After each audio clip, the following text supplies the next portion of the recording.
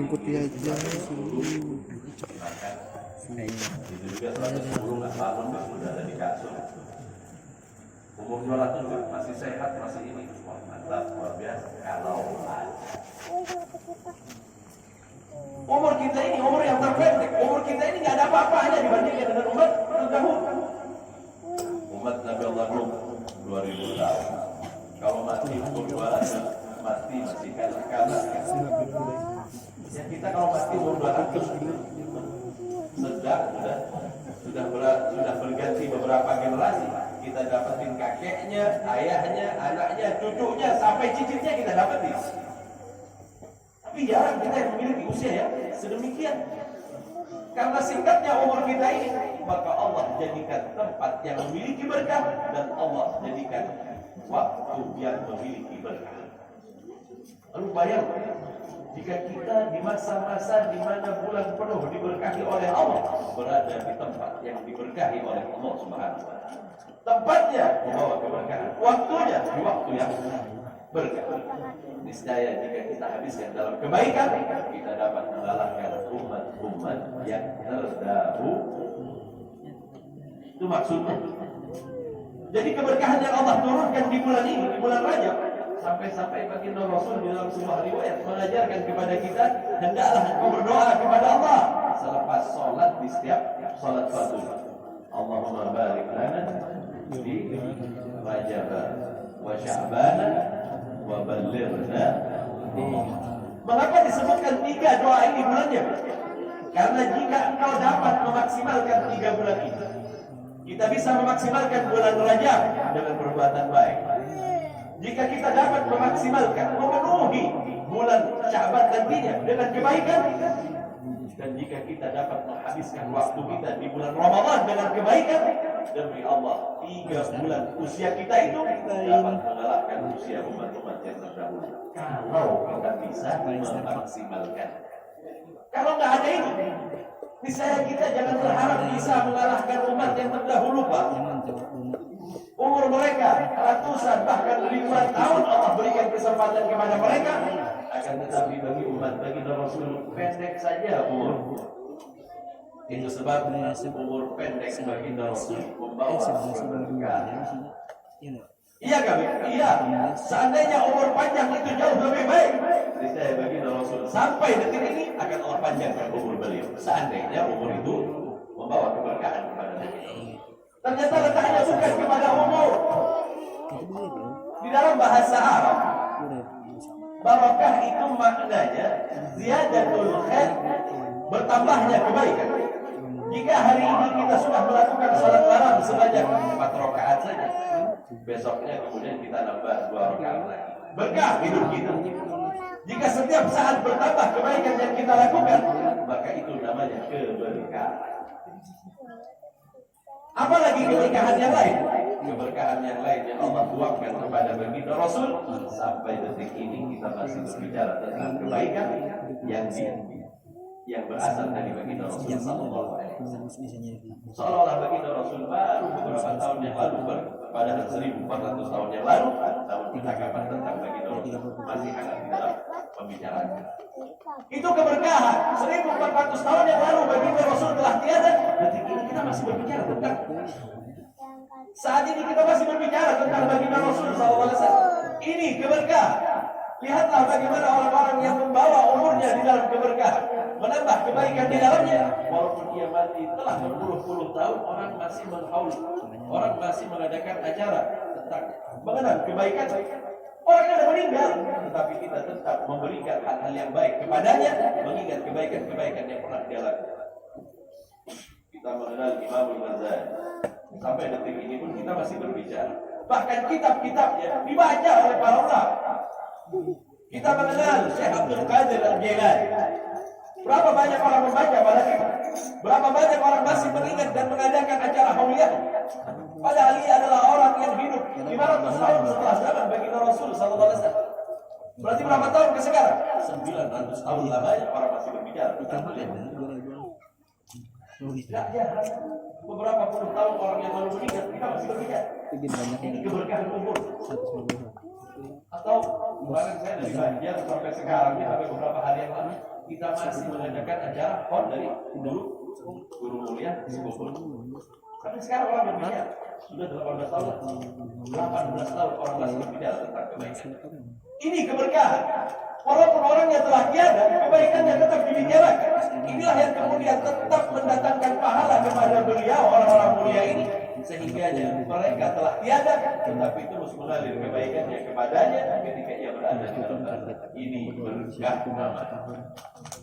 Yang kita khawatirkan kalau kita mati nanti nggak ada yang mengenang, mati begitu saja, tahlilan saja nggak diadain.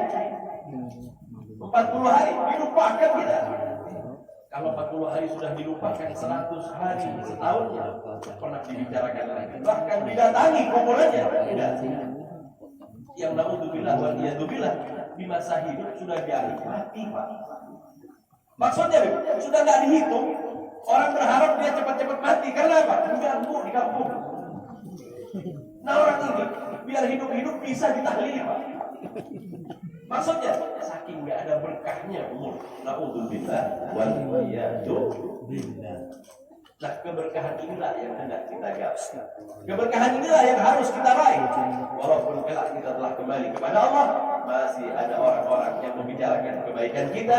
Baik apa yang kita sebarkan, kita ajarkan kepada mereka kebaikan.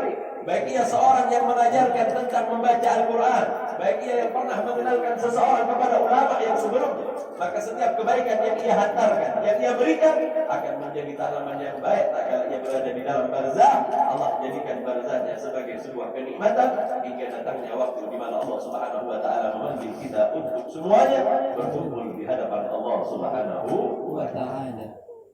Nah, keberkahan inilah yang ada di dalam bulan ini. Ini keberkahan waktu, Pak. Keberkahan waktu ini diceritakan oleh baginda Rasul sallallahu alaihi wasallam.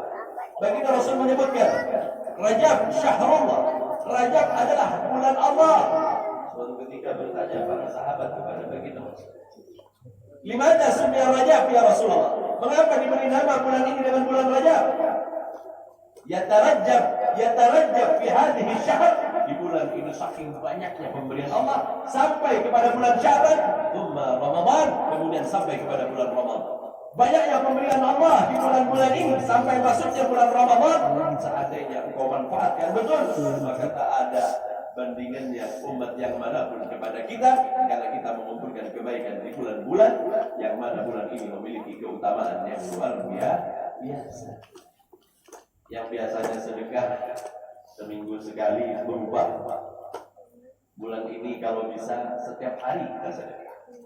Walaupun nggak banyak, walaupun nggak banyak. Yang penting ikhlas kan?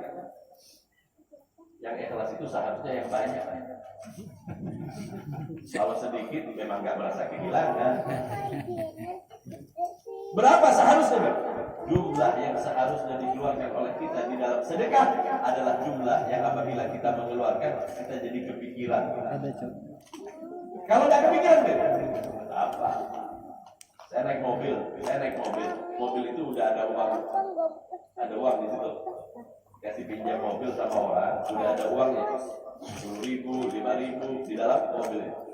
Pas lewat di lampu merah ada orang minta, saya kasihkan. Ringan betul. Karena apa?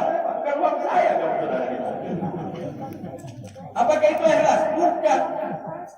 Keikhlasan itu di saat engkau mengeluarkannya, maka ia kemudian mendatangkan pikiran. Artinya apa? Jumlahnya lumayan banyak. Kalau nggak jadi pikiran, sedikit namanya. Di dalam riwayat, lihatlah bagaimana harta yang berkah yang dikeluarkan oleh Sayyidah Fatimah Az-Zahra. Bagaimana ceritanya? Suatu ketika datang seseorang kepada baginda Rasulullah SAW, dia mengemis, dia meminta kepada baginda, "Ya Rasulullah, bersedekahlah kepada." Saat itu baginda Rasul tidak memiliki apa-apa sama sekali. Lalu apa kata baginda Rasul?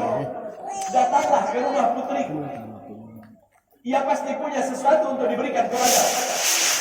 Baiklah, kata pengemis ini datang ke rumah Sayyidah Fatimah. Sayyidah Fatimah yang sedang sibuk dengan urusan rumahnya, mendengar orang memanggil namanya dan bercerita bahwa ia diperintah baginda Rasul untuk meminta di rumahnya tadi. Berpikirlah Sayyidah Fatimah, saya ini punya apa di rumah ini? Makanan nggak ada, Yang ada alat-alat dapurnya ada. Kira-kira apa yang harus saya berikan kepadanya sehingga dia bermanfaat? Maka terpikirlah oleh Sayyidah Fatimah, dulu di waktu sebuah peperangan, baginda Rasul ada menghadiahkan kalung kepada saya. Kalung itu adalah kalung termahal di zaman. Dia ambil begitu saja dan dia berikan dengan ringannya. Sayyidah Fatimah memberikan kepada orang. Bahkan orang yang menerima ini terkejut. Wahai Sayyidah Fatimah, tidak akan kau sadar bahwa ini adalah barang yang mahal? Tidak akan kau berpikir dua kali untuk mengeluarkan? Karena aku tak memiliki apa lagi, maka itu yang aku serahkan kepada. Coba bayangkan, harganya mahal betul Pak. Sampai-sampai orang yang terima terkejut. Nah kalau bisa kita kasih orang itu, orang yang terima itu terkejut. 1.000, mana orang begitu 1.000? 2.000 kita terkejut. Kalau 100 mungkin dia bilang doanya agak panjang orangnya. Nah coba kalau kita kasih kemudian 10 juta gitu. Khawatirnya kan bawa teman-temannya datang ke rumah. Malah ketakutan gitu. Nah, ini saya dapat ini dia berikan. Bawa oleh. Sungguh bersyukur orang ini tadi ketika diberikan. Tapi dia merasa ini terlalu besar hadiah yang diberikan oleh saya. Datang kepada baginda Rasul. Ya Rasulullah, sesungguhnya Fatimah telah memberikan sesuatu yang apabila diberikan kepada maka saya aku akan menjadi orang kaya. Apa yang diberikan kepadanya? Yang diberikan olehnya kepada ini ya Rasul. Tersenyumlah baginda Rasul, berhasil beliau mendidik. Harta tak pernah bertahta di dalam hati putri baginda Rasul sallallahu alaihi wasallam. Tak pernah kecewa. Kita lahir di muka bumi ini Pak, nggak ada yang kemudian lahir pakai kalung emas. Ada. Ketika kita lahir, sama sekali Allah tidak memberikan apa-apa kepada kita. Bahkan selembar dari benang saja pun nggak ada. Itu sebab karena ini pemberian Allah, titipan Allah. Lalu mengapa kita merasa untuk mengeluarkan? Bukankah suatu ketika kita akan meninggalkannya? Kita ada orang bawa uang. Suami saya meninggal, nggak bawa apa-apa. Saya bawain aja. Kira-kira mau dipakai di mana? Emang di Barza ada ATM-nya? Ada yang pernah masuk Barza? Nggak ada. Pulang pun nantinya. Pulang nantinya. Kita juga akan hanya memakai kalaulah tidak malu kepada Allah Subhanahu wa taala, misalnya kita akan kembali dalam keadaan telanjang kepada Allah. Namun baginda Rasul mengajarkan kita untuk menggunakan kain yang tidak ada jahitan. Mumpung hari itu belum terjadi. Konon di dalam barzakh kata manusia ketika dibangkit di dalam barzakh setelah ditinggal oleh orang-orang yang mengantarkan ke liang lain, manusia itu bangun kayak orang mimpi. Maka dia meraba-raba diri. Ketika dia meraba-raba dirinya, apa nih? Begini kan? Fisik nih. Dia apa kan dia? Bajunya tuh begini kan? Dicari, ada jahitannya. Kalau kita bangun tidur, kemudian kita begini ada jahitan, berarti belum mati. Tetapi kalau kita udah begini kan kita cari jahitan nggak ada, Bu. Itu barzakh, Bu. Apa itu?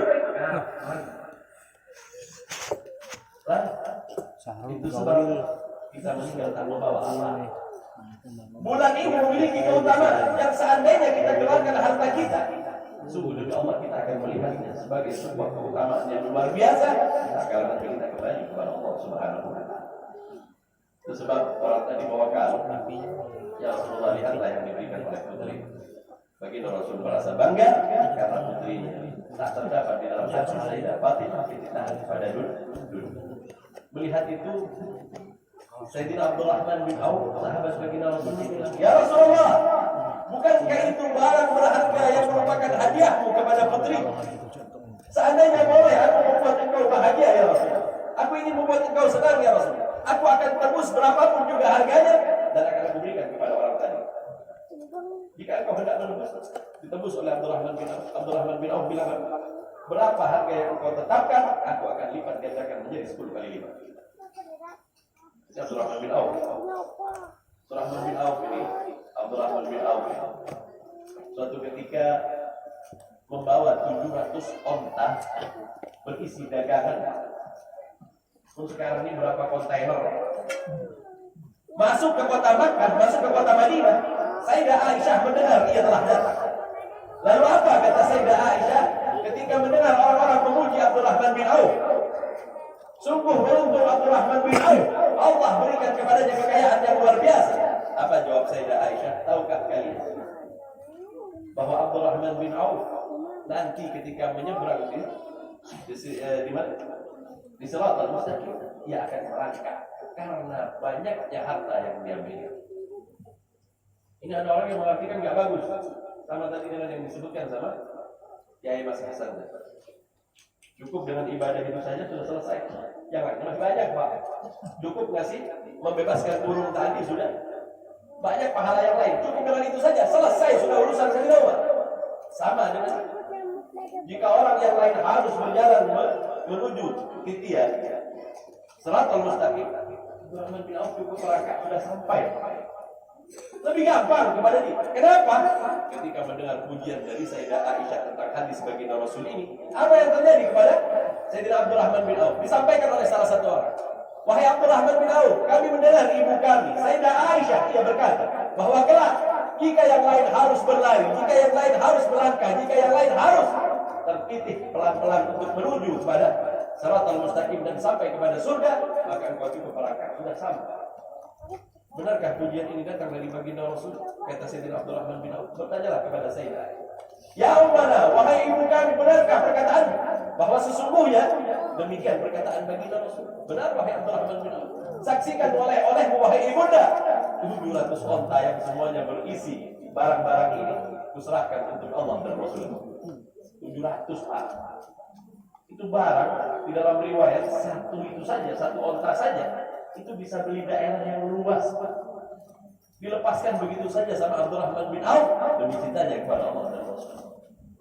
Saking hebatnya Abdurrahman bin Auf, bukan menderita di waktu dia meniti, itu tidak. Cukup dengan mereka sudah sampai.